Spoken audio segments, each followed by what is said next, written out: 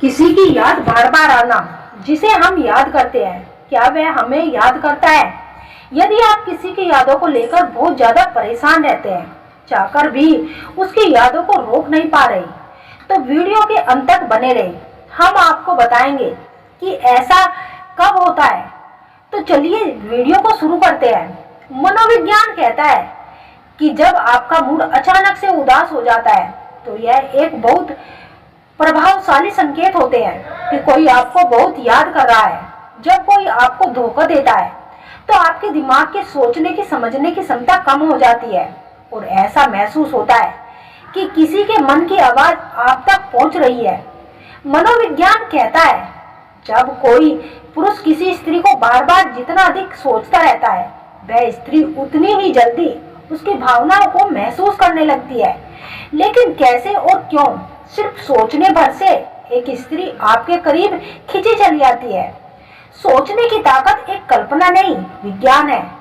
मानव मस्तिष्क की गहराइयों में छिपे रहस्य विज्ञान और मनोविज्ञान दोनों के लिए सदैव रोचक रही है। जब बात प्रेम, आकर्षण और मानसिक ऊर्जा की होती है, तब यह विषय और भी रहस्यमय हो जाता है।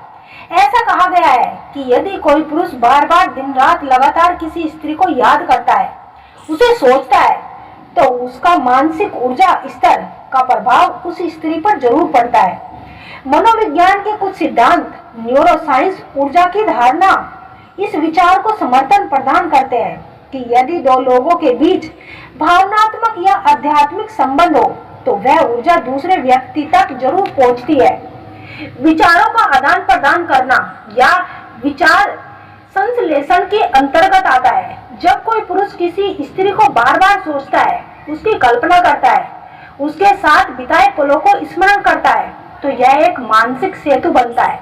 और यही वह सेतु है जो स्त्री अनजाने में उसी व्यक्ति के बारे में सोचना शुरू कर देती है। पुरुष का अधिक सोचना स्त्री पर प्रभाव डालता है। स्त्री के अवचेतन मन में हलचल शुरू हो जाती है।